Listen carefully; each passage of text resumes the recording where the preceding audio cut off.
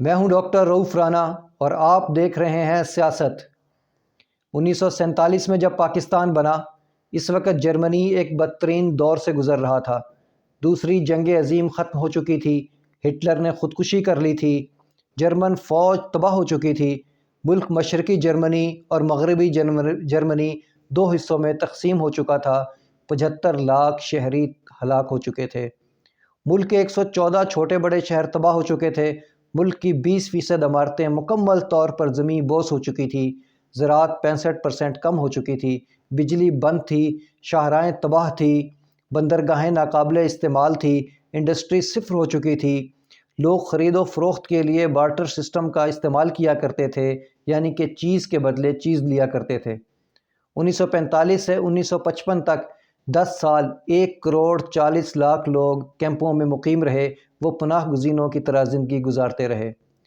1962 تک جرمنی امریکی امداد پر چلنے والا دنیا کا سب سے بڑا ملک تھا اور دنیا کے دوسرے 14 ممالک جرمنی کو امداد دیا کرتے تھے، اور دلچسپ بات یہ ہے کہ ان 14 ممالک کے اندر پاکستان کا نام بھی شامل تھا۔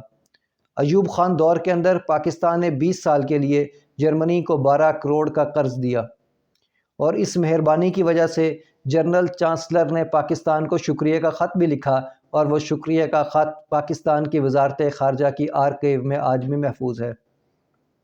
70 کی دہائی تک حالت یہ تھی کہ جرمنی نے پاکستان سے درخواست کی کہ اپنے ہنرمند افراد کو جرمنی بھیج کر ہماری امداد کی جائے۔ پاکستان نے انکار کر دیا۔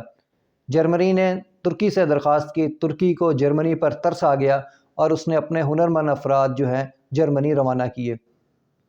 اس لیے آج بھی جرمنی میں 33 لاکھ ترک شہری موجود ہیں۔ 50 سال پہلے تک جرمنی کی یہ تمام صورتحال تھی، اور آج کیا صورتحال ہے؟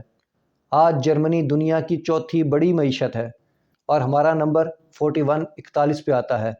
جرمنی کا GDP $3400 ملین ہے اور ہمارا صرف $271 ملین ہے۔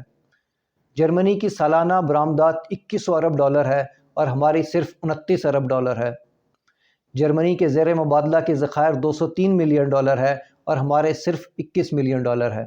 جرمنی کی فی کس آمدنی $41,178 ہے اور ہماری صرف $1438 ہیں۔ آپ تصور کیجئے کہ 50 سال پہلے ہم نے جرمنی کو $12 کروڑ کا قرض دیا تھا، اور آج جرمنی $12 کروڑ کی صرف کامن پن بناتا ہے۔ وہ کہاں چلے گئے؟ قرض تو انہوں نے بھی لیے تھے، مشکل حالات ان پہ بھی پڑے تھے، مشکل حالات ہم سے زیادہ تھے، قرض انہوں نے بھی بہت سارے لیے تھے، امریکی امداد انہوں نے بھی لی تھی، لیکن وہ کہاں سے کہاں چلے گئے؟ انہوں نے ترقی کرتے کرتے کہاں تک پہنچ گئے، اور ہم ترقی سے تنزلی کا سفر طے کر دیا۔ قرض ہم نے لیے، ہم نے عیاشیوں پہ ضائع کیے۔ کس نے کتنا قرض لیا، کتنی عیاشیوں پہ کس نے کتنے قرض ضائع کر دیا، کون کون سے سفید ہاتھی ہم نے پالنا شروع کر دیے؟ یہ تمام سوالات آپ کے ذہنوں میں ضرور آنے چاہیے۔ ایسا نہیں ہونا چاہیے کہ ہمارے ذہنوں میں صرف ایک پاکستان کھپے کے نعرے کے پیچھے ہم تمام سوالات تمام کو بھول جائیں، یا ہم یہ نعرہ لگانا شروع کر دیں کہ کھاتا ہے تو لگاتا تو ہے نا۔ اگر ہم نے یہی بحیثیت قوم نعرہ شروع کر دیا کہ کھاتا ہے تو لگاتا تو ہے، تو یاد رکھیے ہماری داستان تک نہ ہوگی داستانوں میں۔ اللہ حافظ۔